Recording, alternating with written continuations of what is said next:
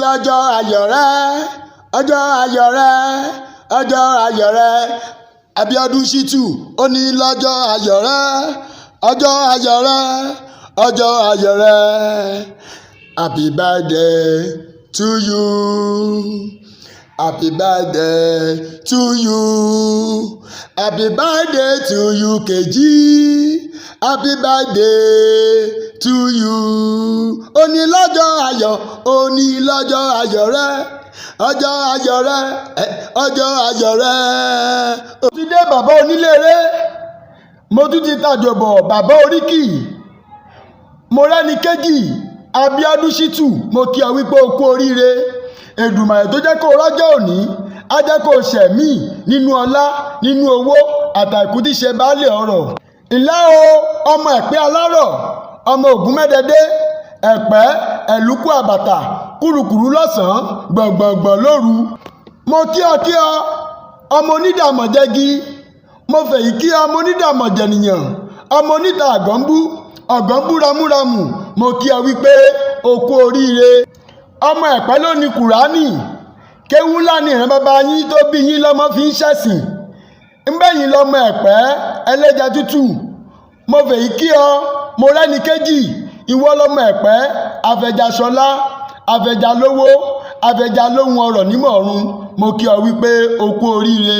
ó ní kí ìfò ní kí ọ ìyá rẹ Olúwakẹ́mi Shittu ó ní kí n kí ọ wípé ìgbà ọdún kan ni ó ní ọdọọdún ni láǹṣogún ó lọ́dọọdún nìrókò sọgbọ̀n ó lọ́dọọdún làbí ẹ̀yàsọ̀ àádọ́ta ó lóṣọdún èní ó ní wàá ṣẹ̀mí nínú ọlá nínú òkìkí òun baálé ọ̀rọ̀.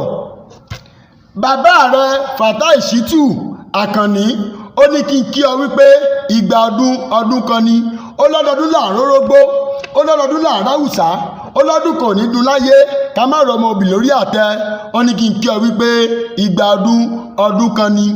àbúrò rẹ Kàfáyá ó ní kí n kí ọ wípé ìgbà ọdún kan ni. Aishatu àti Amida wọ́n ní kí n kí ọ wípé ìgbà ọdún kan ni wọ́n ló ṣọdún èní wàá ṣẹ̀mí nínú ọrọ̀ nínú ọlá àtàkù tí ṣe baálé ọrọ̀. Alájà Bọ́lá Sulaimon wọ́n ní kí n kí ọ wípé ìgbà ọdún kan ni. Ọláwọlé aka Sanje ó ní kí n kí ọ wípé ìgbà ọdún kan ni.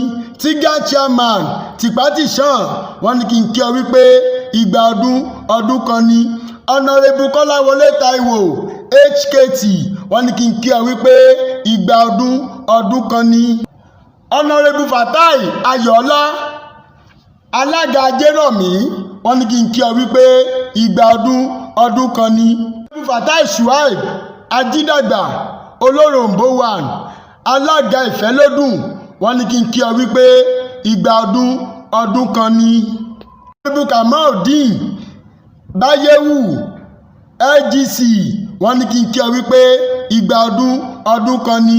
wọ́n ló ṣọdún èní wàá ṣẹ̀mí nínú ọlá nínú owó nínú àìkú tí ṣe baálé ọrọ̀. Àwẹ̀dá Taofiki ó ní kí n kí ọ wípé ìgbà ọdún kan ni. Ìyá olóyè Àbíkẹ́ alias Àyèwádà ó ní kí n kí ọ wípé ìgbà ọdún kan ni. wọ́n ní kí